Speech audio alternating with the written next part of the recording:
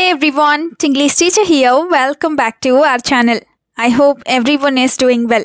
ఈ రోజు కూడా మీ అందరి కోసం మరొక మంచి వీడియో స్టార్ట్ చేయబోయే ముందు ఈ వీడియో డిస్క్రిప్షన్ లో మీ అందరికీ ఉపయోగపడే మంచి ప్రొడక్ట్స్ ని ట్యాగ్ చేశాను. అవి మీకు నచ్చితేనే లింక్ క్లిక్ చేసి పర్చేస్ చేయండి. ఇప్పుడైతే ఈ వీడియోలో లిసనింగ్ లేదా వినటానికి సంబంధించిన సెంటెన్సెస్ ని ఇంగ్లీష్ లో ఈజీగా ఏ విధంగా చెప్పాలో క్లియర్ గా ఎగ్జాంపుల్స్ తో చూసేద్దాం. వీడియోలో ఉన్న సెంటెన్సెస్ మీకు నచ్చితేనే ఒక లైక్ చేయండి. ఇప్పుడైతే ప్రీవియస్ వీడియోలో నేను మిమ్మల్ని 2 క్వశ్చన్స్ అడిగాను కదా. వాటిలో ఫస్ట్ వన్ ఇస్ వెటకారం లేదా వ్యంగ్యం. ఈ పదాన్ని మనం ఇంగ్లీష్లో సర్కాజం అని చెప్తాం.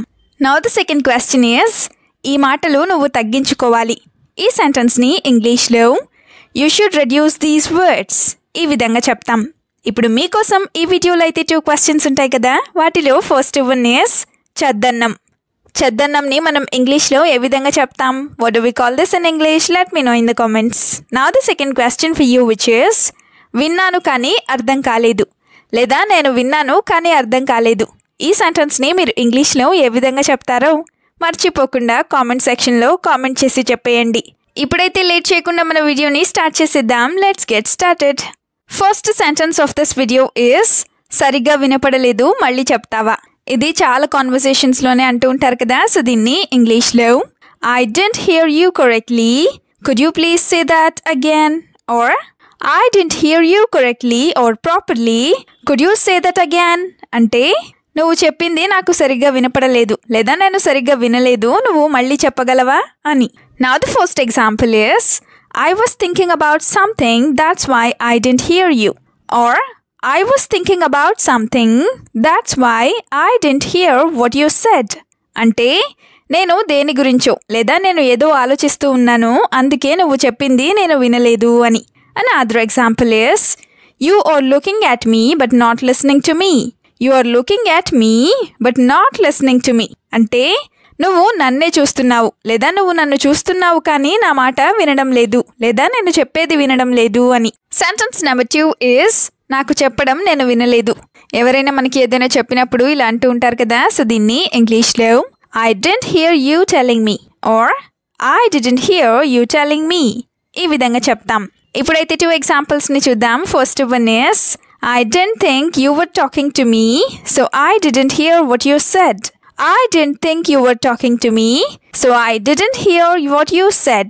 అంటే నువ్వు నాతో మాట్లాడుతున్నావని నేను అనుకోలేదు, అందుకే నువ్వు చెప్పింది నేను వినలేదు అని. Another example is I didn't hear you correctly then, so tell me now again.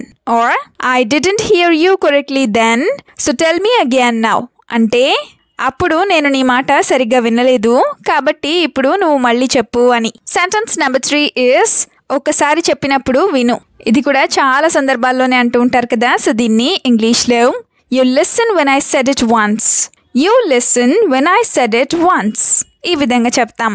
When I said it once అంటే నేను ఒక్కసారి చెప్పినప్పుడు అని. Now the first example is you looked at your phone while I was talking seriously. Or you looked at your phone while I was talking to you seriously. అంటే నేను నీతో సీరియస్గా మాట్లాడుతూ ఉన్నప్పుడు నువ్వు నీ ఫోన్ని చూసుకుంటున్నావు అని.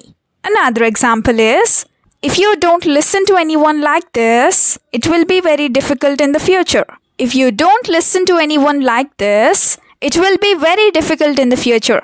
అంటే నువ్వు గనక ఇలాగే ఎవరి మాట వినకపోయినట్లయితే ఫ్యూచర్లో నీకు చాలా కష్టంగా ఉంటుంది అని. సెంటెన్స్ నెంబర్ 4 is వినపడితే మళ్ళీ ఎందుకు అడిగావు. ఇది కూడా చాలా కాన్వర్సేషన్స్లో చాలా ఫ్రీక్వెంట్గానే అంటూ ఉంటారు కదా. సో దీన్ని ఇంగ్లీష్లో if you heard me why did you ask me again. If you heard me why did you ask me again ఈ విధంగా చెప్తాం. ఇప్పుడైతే ఫస్ట్ ఎగ్జాంపుల్ని చూద్దాం. అదేంటంటే I will say something only once and not again. I will say something only once or I will say anything only once and not again. అంటే నేను ఏదైనా సరే ఒక్కసారి మాత్రమే చెప్తాను, మళ్ళీ చెప్పను అని. Now the example number 2 is so when I am talking you listen to me without doing anything else. So when I am talking you listen to me without doing anything else. అంటే కాబట్టి నేను మాట్లాడుతున్నప్పుడు నువ్వు ఏ పని చేయకుండా నేను చెప్పింది విను అని. సెంటెన్స్ నెంబర్ 5 is నీకు సరిగా వినపడదా. ఎవరైనా అడిగిందే మళ్ళీ మళ్ళీ అడుగుతూ ఉన్నప్పుడు ఇలా అంటూ ఉంటారు కదా. సో దీన్ని ఇంగ్లీష్లో can't you here me properly are can't you here properly ఈ విధంగా అడుగుతాం. అంటే నీకు సరిగ్గా వినపడదా లేదా నువ్వు సరిగ్గా వినలేవా అని. నా the first example is either you don't care what I say or you are not interested in listening. Either you don't care what I say or you are not interested in listening. అంటే అయితే నీకు నేను చెప్పేదంటే పట్టింపు లేదు, నేను చెప్పేదాన్ని నువ్వు పట్టించుకోవడం లేదు, లేకపోతే నేను చెప్పేది నీకు ఇంట్రెస్టింగ్గా లేదు అని. Another example is you don't listen to me but why do you ask me for advice again? You don't listen to me but why do you ask me for advice again? అంటే నువ్వు నా మాట వినవు కానీ సలహా కోసం మళ్ళీ నన్ను ఎందుకు అడుగుతావు అని. సెంటెన్స్ నెంబర్ 6 ఇస్ గట్టిగా పిలిచినా వినపడలేదా ఇలా కూడా అంటూ ఉంటారు కదా. సో దీన్ని ఇంగ్లీష్లో can't you here me even if I call out loud. Can't you here me even if I call out loud ఈ విధంగా అడుగుతాం. Even if I call out loud అంటే నేను గట్టిగా పిలిచినా సరే అని. Now the first example is I called you very loudly while I was on the road, but you left without stopping. I called you very loudly while I was on the road, but you left without stopping. అంటే నేను road మీద ఉన్నప్పుడు నిన్ను చాలా గట్టిగా పిలిచాను కానీ నువ్వు ఆగకుండా వెళ్ళిపోయావు అని. Another example is why are you shouting so loudly? I can hear you clearly.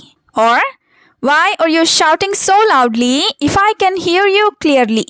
అంటే నువ్వు ఎందుకు ఇంత గట్టిగా అరుస్తున్నావు, నాకు నువ్వు చెప్పేది చాలా క్లియర్గా వినపడుతుంది అని. లేదా నువ్వు చెప్పేది నాకు వినపడుతున్నప్పుడు నువ్వు ఎందుకు ఇంత గట్టిగా అరుస్తున్నావు అని.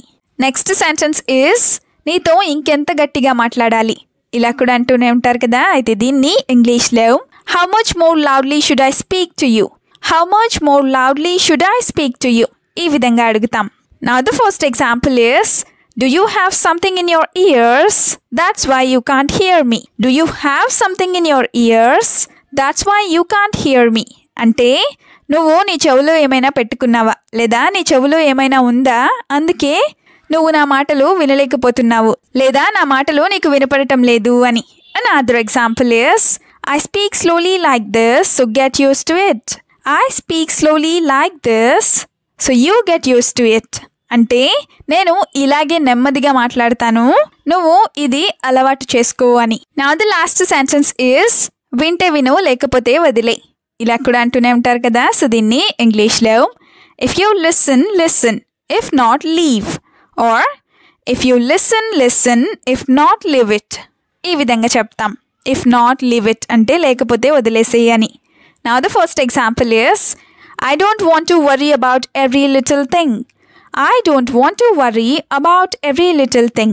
అంటే నేను ప్రతి చిన్న విషయానికి కూడా కంగారు పడాలి లేదా ప్రతి చిన్న విషయం గురించి కూడా ఆలోచించాలని అనుకోవడం లేదు అని.